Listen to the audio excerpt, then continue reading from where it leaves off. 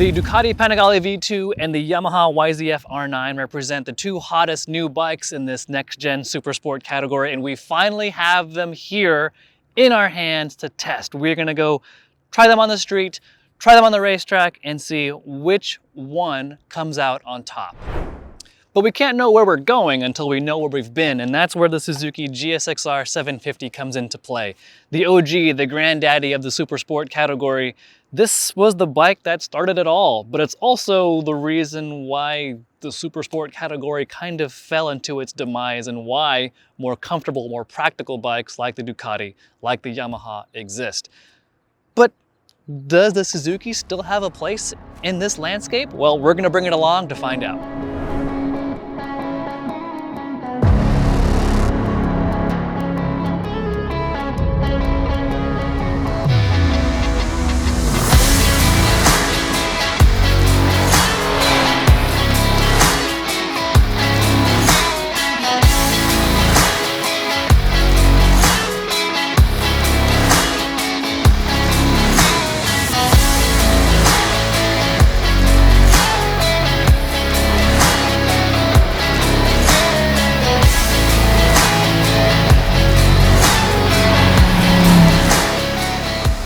All right, boys, the long-awaited test. We've now concluded it.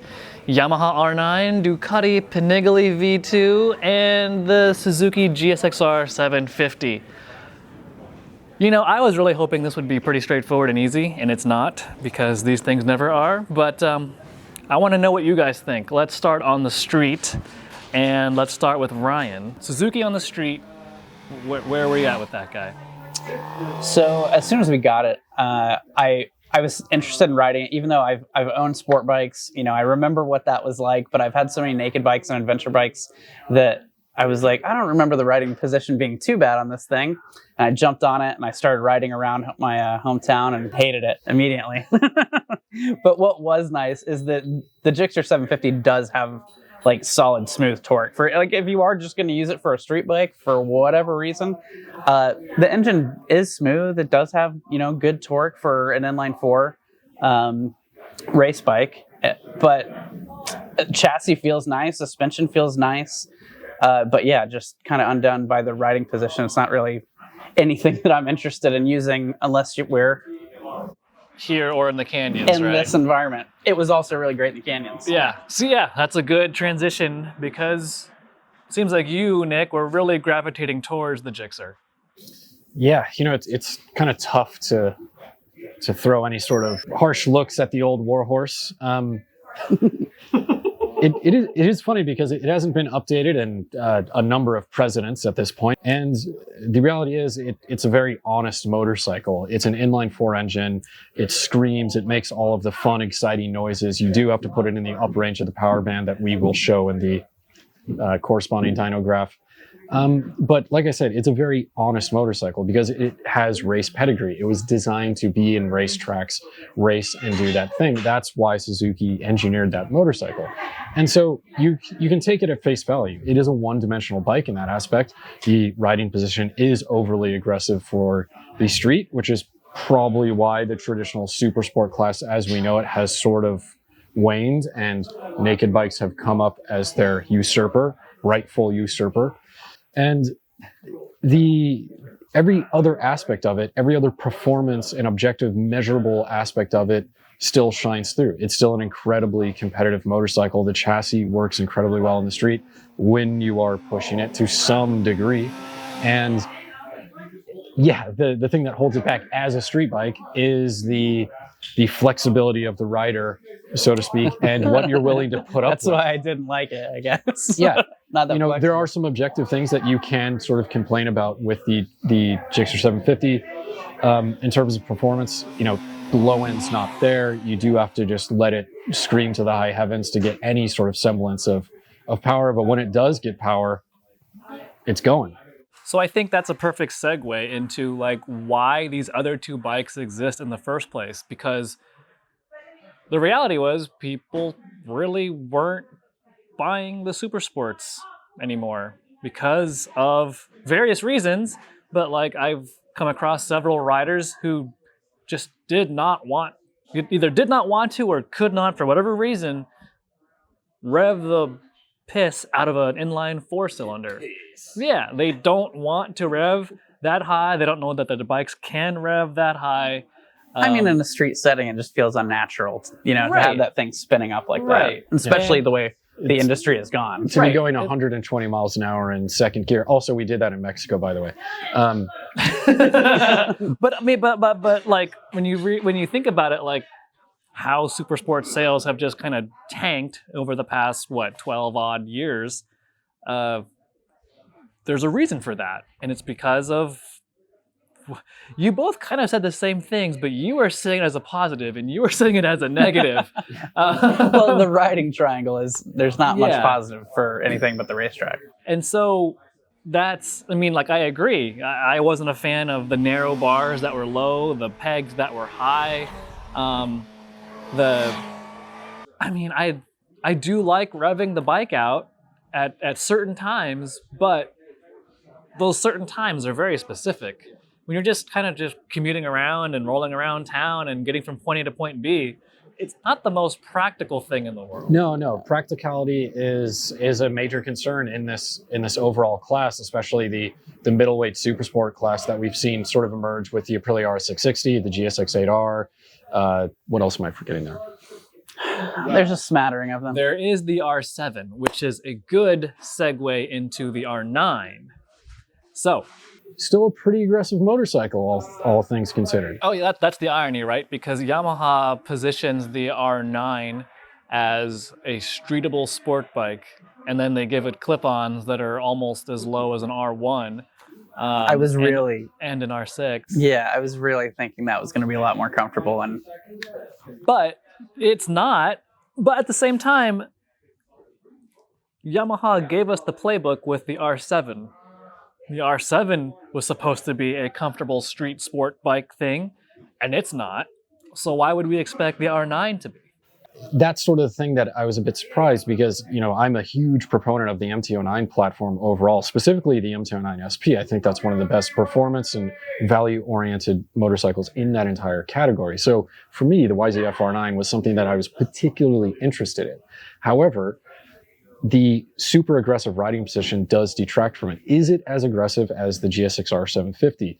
No, because especially from the lower half down, it's not quite as cramped. But like we all mentioned before, you have true clip-on handlebars. They're not 0-degree clip-ons, but it has a pretty wide stance. And then importantly, that fuel tank is pretty long. So you're actually getting separated from the front end, potentially losing some front end feel, and you're changing that weight bias a little bit. So there's some other things that happen at the racetrack, and we'll save those comments for later. But overall, in a street setting, unless you're in the canyons, unless you're in a focused environment where you can actually use the chassis the way that you'd like to for a sport bike, it's a pretty committed riding position. And Yamaha is positioning this motorcycle as a street-focused sport bike, which I'm like, well, didn't you just describe naked bikes? Because, exactly. The thing that would fix the R9 is just a set of riser clip-ons, a la the RS660, a la the GSX-R, a la the Panigale V2, or Panigler, as we call it. But before we get to the Ducati, Ryan, R9 street thoughts? I mean, totally. I thought it was going to be more comfortable than it is. It's in between the other two bikes, but it's closer to the Suzuki than it is the Ducati. But what I think the biggest thing that makes the R9, streetable and easy to live with is the engine, which is not surprising because we've seen it in the Tracer, we've seen it in the MT-09. It's just a great engine for everything. If you're out in the canyons, you can be kind of lazy because there's a lot of mid-range and low-end torque. If you're commuting, if you're bouncing around town, grabbing a loaf of bread, just that immediate torque off of the bottom end is super. It's just super convenient. Except, especially in first and second gear, you've got this bit of a flat spot, and so it's just low in the RPM range. You get into this dead zone, and you're just kind of waiting for the power to spool back up. And specifically when we were out in the canyon and we were riding together, there were times where I really wanted that that power right there, and you just have to wait. And if you're relying on that to kind of change your line, widen up your line, or do whatever you need to do, it's kind of a bummer. And we've mentioned that with different MT09 coverage. Again, specifically in North America, if you're a European audience or from some other nation, the reality is it's an issue that we would say you could go out and flash this. Now, we can't outright tell you to do this and be a criminal, but that option is there. It'd be a lot more fun. And it would be a lot more fun. The main issue with that flat spot, and we're not trying to just hammer this home, is that you're often finding yourself in the revs in a street setting. Okay, you're gonna be in that. I actually looked at the TAC when this was happening. 6,000 is when things picked up again. Yeah, that's when about clears up. Now in a racetrack setting, you're clear of that, but we'll get into that later. And so, I mean, in the canyons, you get into it, but it's also where you're living with the bike on the street. So you're constantly reminded of it. Yes, we've talked about the Gixxer, we've talked about the R9, the V2 on the street. V2 Troy. On the street. It's the exact polar opposite of the other two bikes here. It's comfortable. It works very well. The torque curve is fantastic. The fueling is great. I mean, it's a really easy bike to ride on the street. And when in the past could you ever say a Ducati was comfortable and easy to ride on the street? And? A Ducati Supersport, I should say, and not the actual Ducati Supersport from last year, but you know what I mean. Yeah. And what about the heat dissipation? Is it roasting things? Had we ever talked about heat at all during our test? I've noticed it, but it's not anything like what it used to be and what they have been known for. No, it is beyond livable. Thinking back to 1098, thinking back to 1198, thinking back to 1299, thinking back to anything. Really? Yeah, and the reality is when you get high horsepower, you're creating high heat. Look, that's the price of performance, baby. That's what you wanted. But the Ducati, compared to last year's V2, is a smaller engine, and by default is a less powerful engine. And actually, both the Yamaha and the Ducati make about 104, 105 horsepower to the tire and about 64-ish pound-feet of torque. The Gixxer makes about 120 horsepower, but as you'll see, it's way up top on the power band. The other two bikes have already fallen off a cliff by that point, and so the Gixxer only has as its advantage after whatever it is, 12,000 RPM. Before that, it's fallen behind, at least as far as the horsepower and dyno curves go. Gixxer makes about 55 pound-feet of torque, so it never matches where the Ducati and the Yamaha get to. But back to the Ducati on the street. It's light. It's the lightest bike here. The seating position, the ergonomics are just right. It's just so agreeable. It's so easy, which it still boggles my mind that I'm saying this about a Ducati in the street, in street testing, because... Well, specifically a Ducati sport bike, because Well, that's what I meant, a Ducati sport bike. A lot of positive things about Ducati street bikes like the Monster, any of the touring motorcycles, things of that nature. We are focusing... This is the super sport category here. Also weights. 419, 420 pounds on the Ducati, ha ha ha. About 10 pounds more for the R9, and I forget where the Gixxer was. But speaking to the comfort level of the Ducati, things comes easy on the Ducati. On the street, we were using the standard settings. We did work them a little bit. It is tuned, arguably, and sprung and damped for the street. And you could want a little bit more, and there is fully adjustment, and definitely that range would allow a bit more streetability and control. But even when things were sort of a little bit loose before we had turned any sort of wrenches, it still kept everything pretty in line. As much as, you could say, oh, it was squatting too much, it was this and that, it still worked pretty good. That was sort of the thing that we couldn't really say about the R9 for sure. The old warhorse, she just worked. whole time. It's not lying about what it is. That's for sure. You know what you're getting If into. you put that with thing the into a GSX-R. corner, it rails through. Now, if there are bumps on either side of the corner, Well, it's a whole different ball game at that point. feel that. It's all that feedback. Speaking of bumps and did you have more to add? Yeah, I mean, I just wanted to touch on, like, I commuted on all three of these bikes a decent amount, tons of lane splitting, mostly lane splitting, but, some freeway commuting and whatnot. And there's a reason that, after sampling all of them, I stuck with the Ducati for the last few commutes that I needed to do. It's just so much more comfortable ergonomically.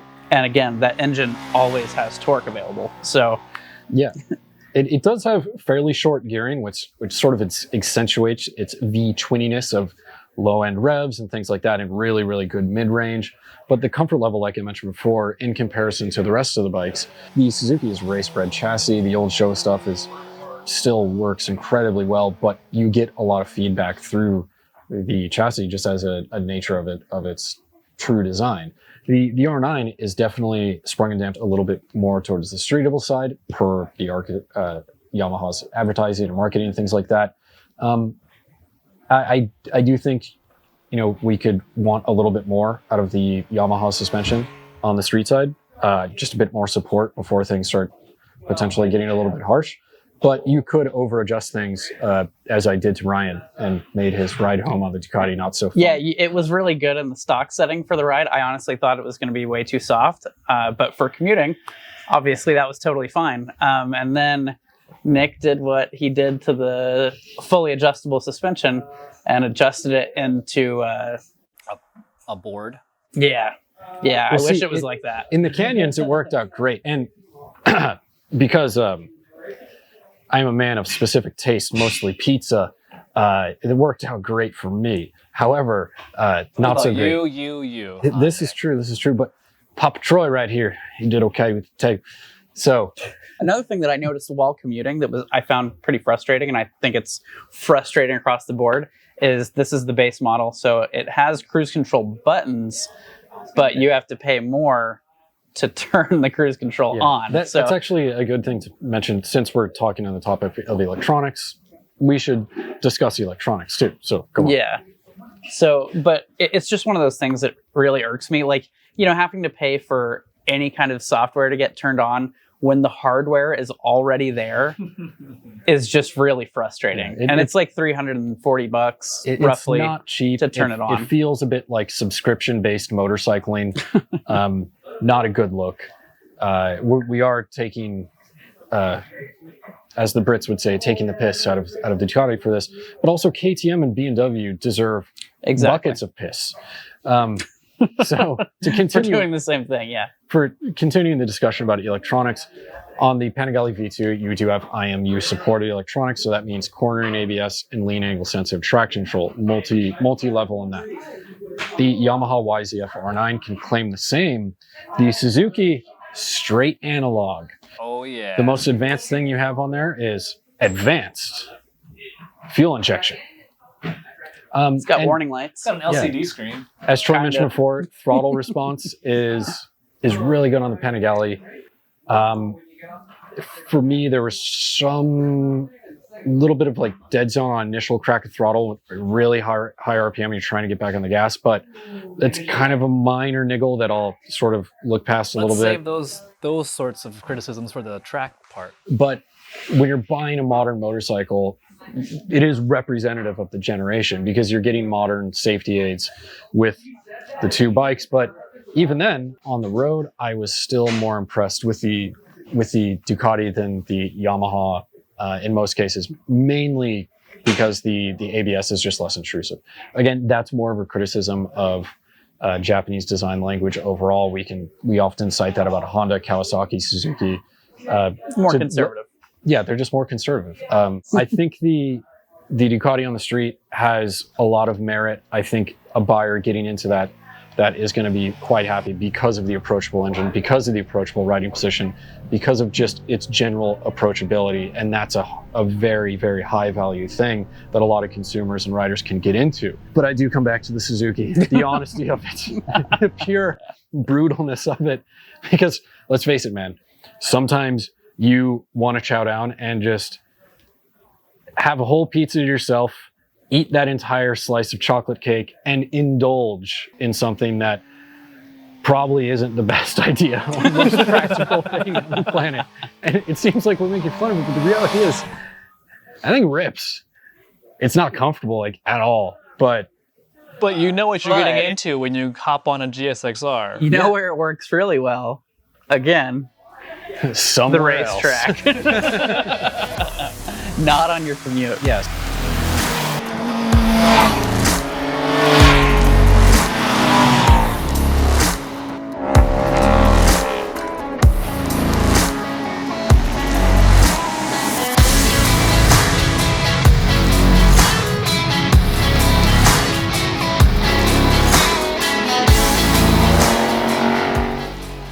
Moving away from the street setting, Troy. This is your time to shine, wax poetic about the GSX-R here at Sonoma. Yeah, riding the Suzuki GSX-R750, it was like being teleported.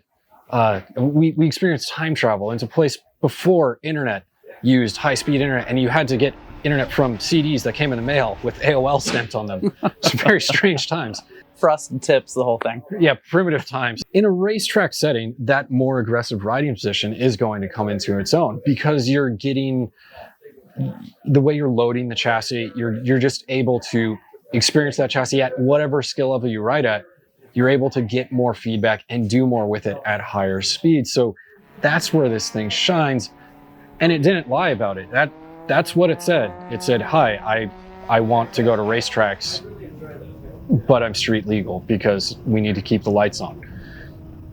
But that's something to talk about here. So with the inline-4 engine, it screams that's where you can really extend its legs. And that's where, to Troy's point earlier, that's where it can actually run out, which is pretty obvious. You know, chasing around Troy when I was on the Gixxer, yeah, he would get the better drive on, especially on the V2, but even on the R9, that initial punch and right off that corner.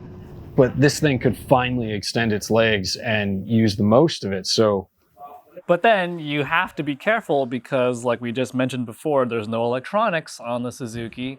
So if you get greedy with that throttle, that rear could step very easily and things could go south very fast. However, when the Suzuki is able to rip and like once you just let it eat, yeah, that reminds me and reminds us, I assume, of like what made the Supersport category so cool was just ripping, just letting that thing eat.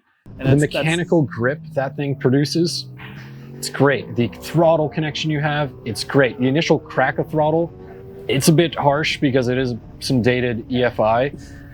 That said, like again, it doesn't lie to you.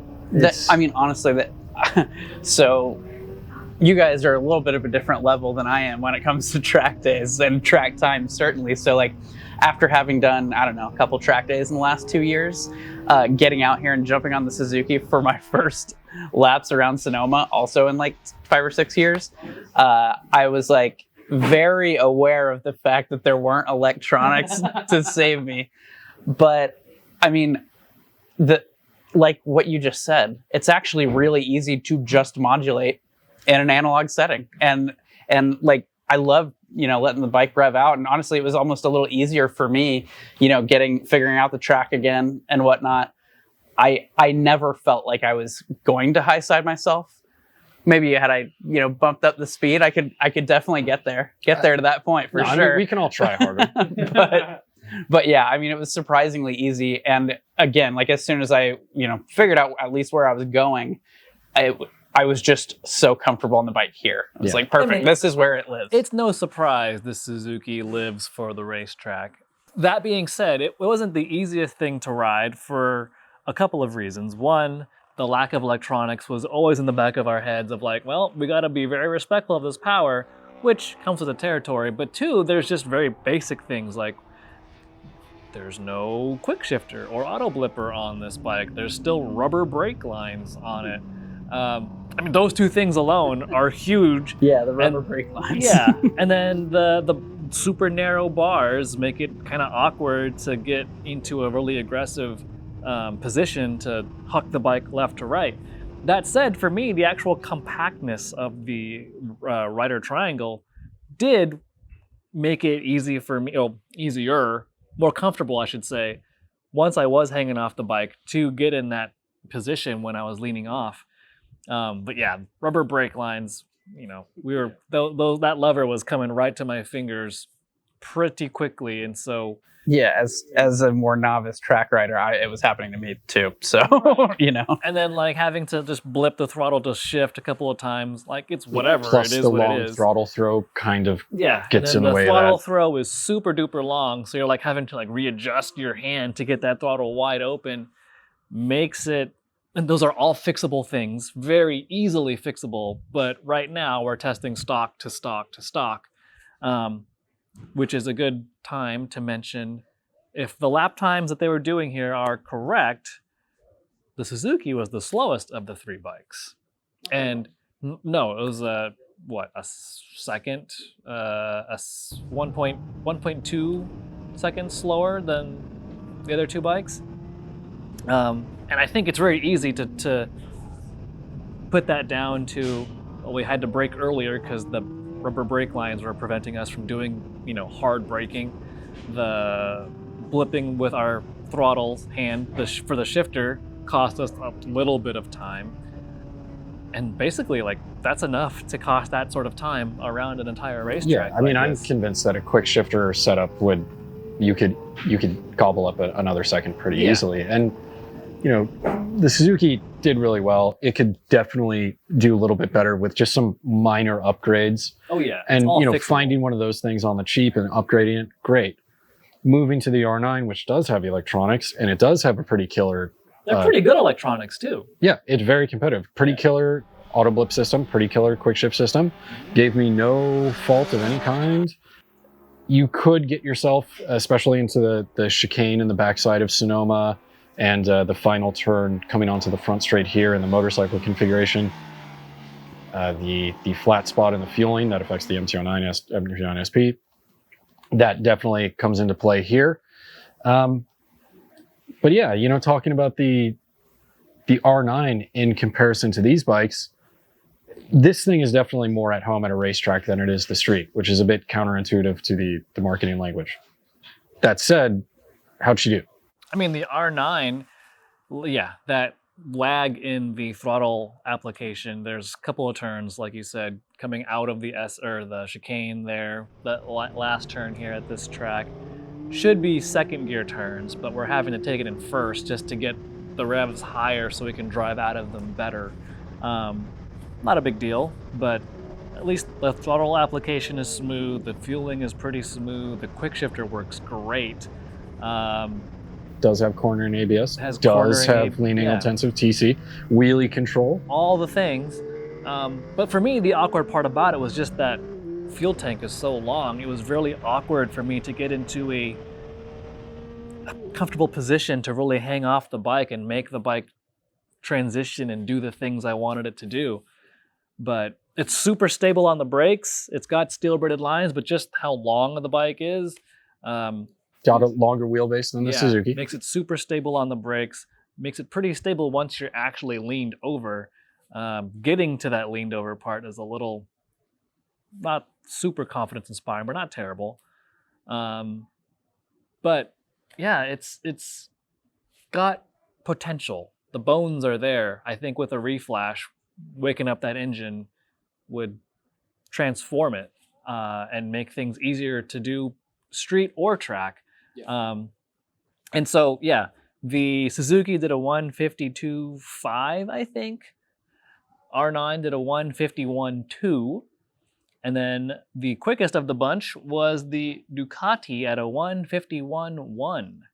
A 1/10 of a second difference. But oddly, surprisingly, the Yamaha and the Ducati have significantly less horsepower than the Suzuki, but were, you could say significantly faster than it.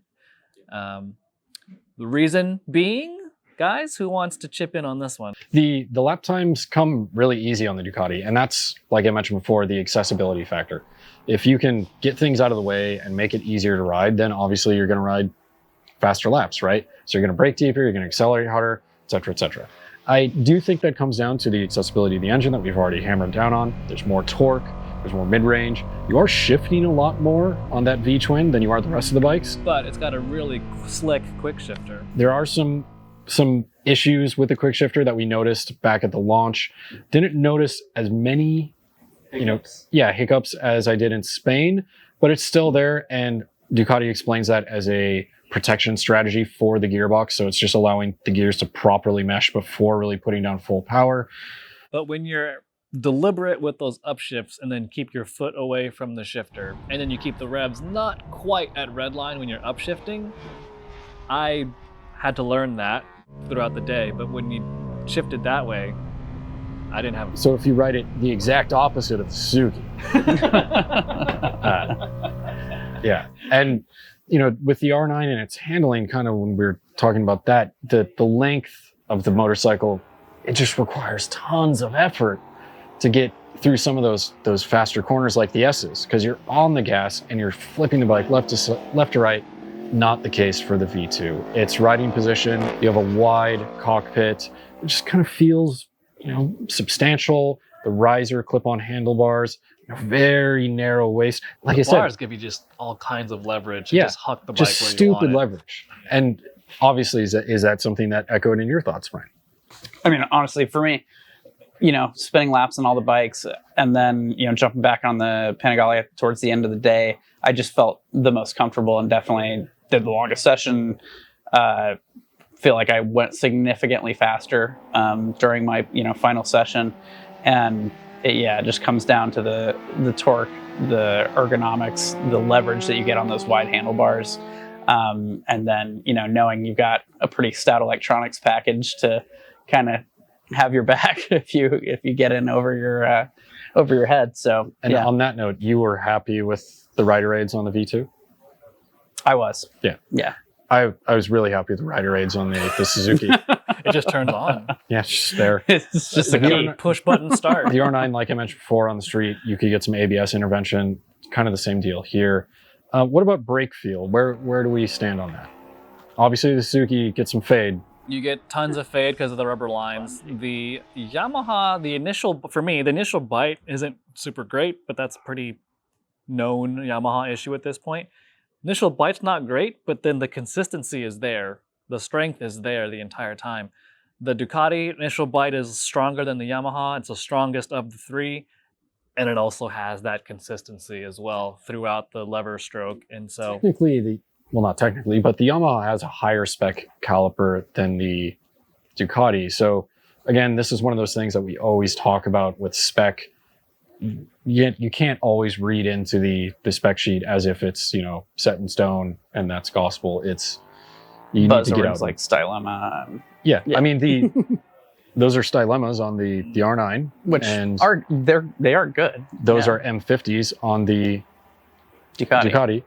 And the brake force that you get out of the Ducati is representative of the European brands that are just less conservative about that sort of thing. We do have leveled ABS on that. You do have level ABS on this now too. You can kill ABS in the rear, same as the Ducati. That said, it's just, how do we feel about all these bikes kind of as we're wrapping it up? The last thing that we didn't talk about was the spec tire choice that we used. What did we use, Troy? The Pirelli Supercorsa V4 SP. Yes. No, Pirelli Diablo. Oh, my apologies. Supercorsa SP. Sir. V4 SP. Oh, fuck. They are a race-bred tire, and they're a street-legal race-bred tire that can handle street and track surprisingly well. So we had one tire for the whole test, street and track. The whole purpose of that was to just showcase what the Supercorsa V4 SP can do. It can handle it all. It can handle a regular commute on the street. It can handle a spirited canyon ride, and it can handle the racetrack.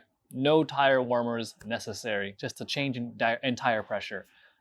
Very, very impressed with them.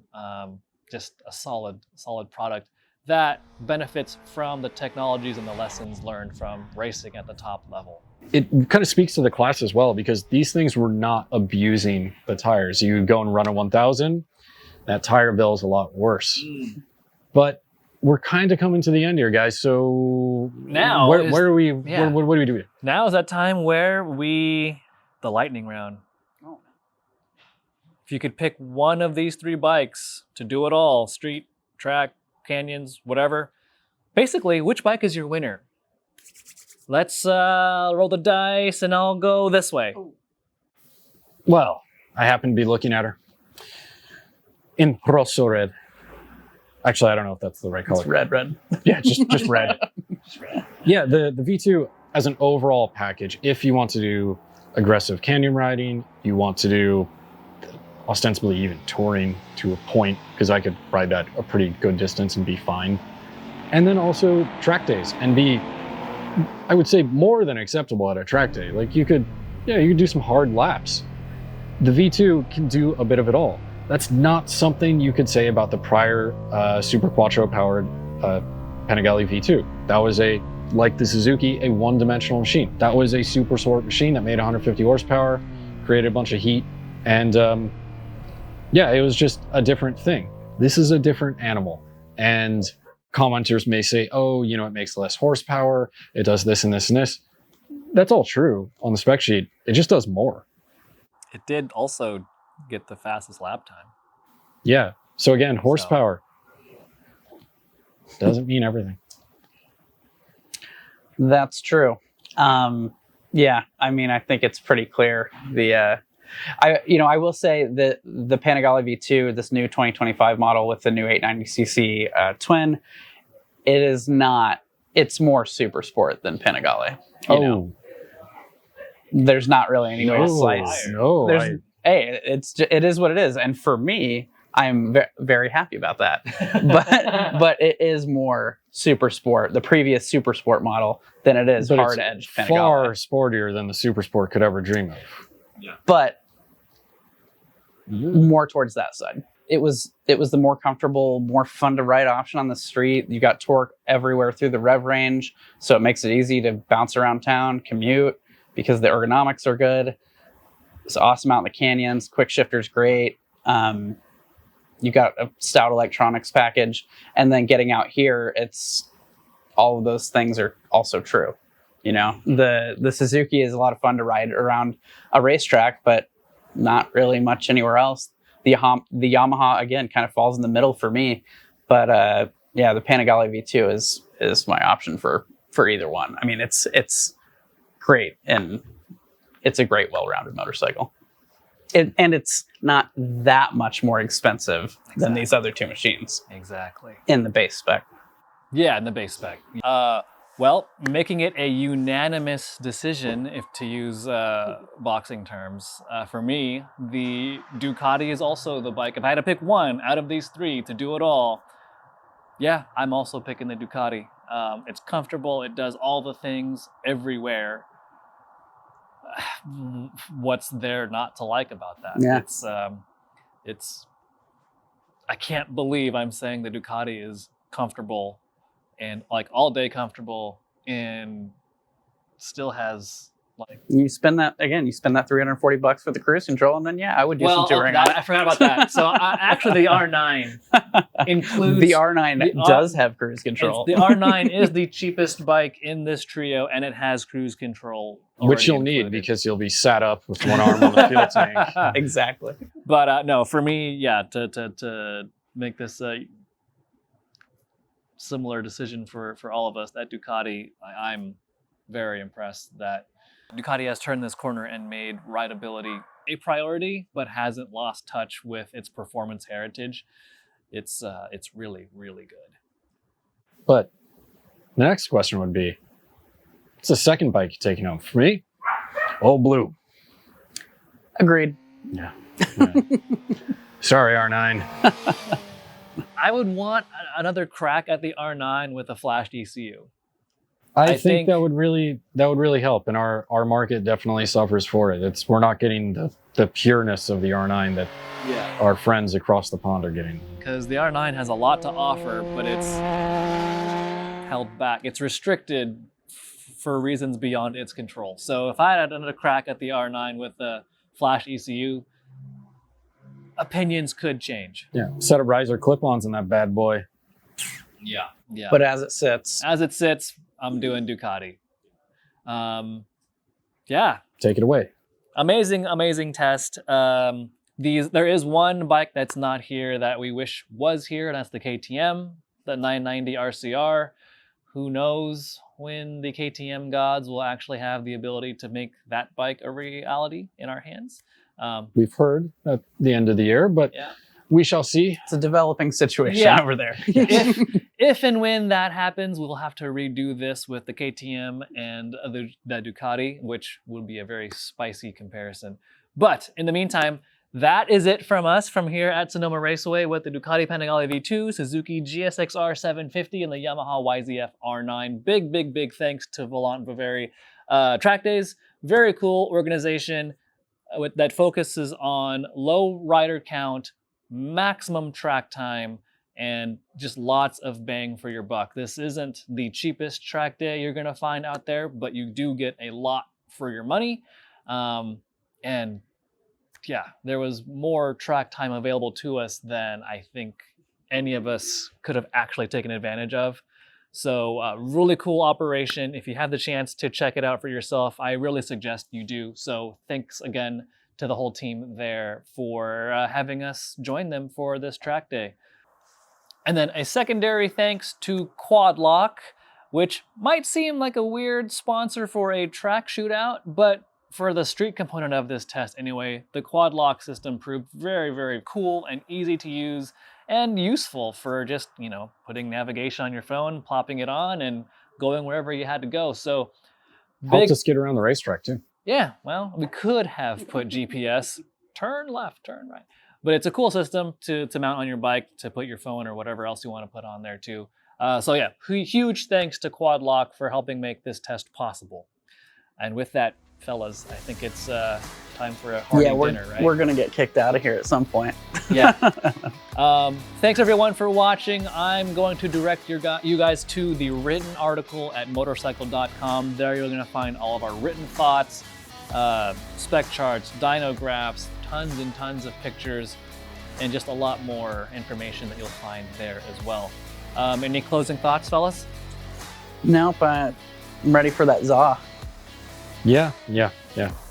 All right, well, with that said, I think we've said enough. So thanks everyone for watching. Like, subscribe, all that good stuff. And as always, ride safe, and we'll see you later.